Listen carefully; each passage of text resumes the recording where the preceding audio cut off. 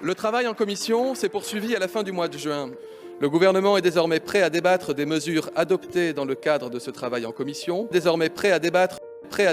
mesures adoptées dans le cadre de ce travail en commission. Chacun doit ici, dans cette maison, pouvoir affirmer ses convictions avec force, affirmer ses convictions avec force.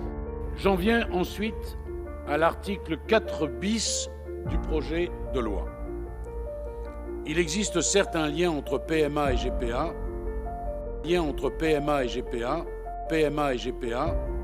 Une loi de progrès raisonnable, surtout une loi de défense des droits de l'enfant.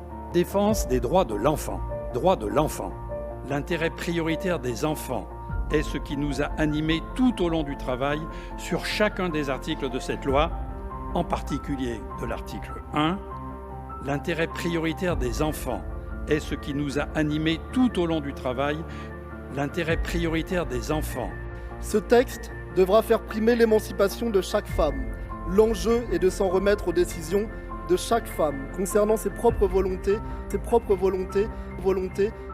On nous parle de société inclusive, on va même visiter un café joyeux.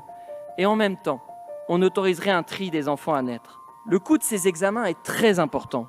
Gardons plutôt ces ressources pour la recherche afin de soigner ces maladies et l'infertilité.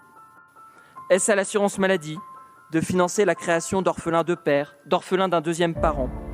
La grande majorité des Français ne le souhaitent pas et pourrait conduire inéluctablement à une dérive marchande. Un monde où la privation d'un père organisée dans les murs de cet hémicycle serait vue comme un progrès.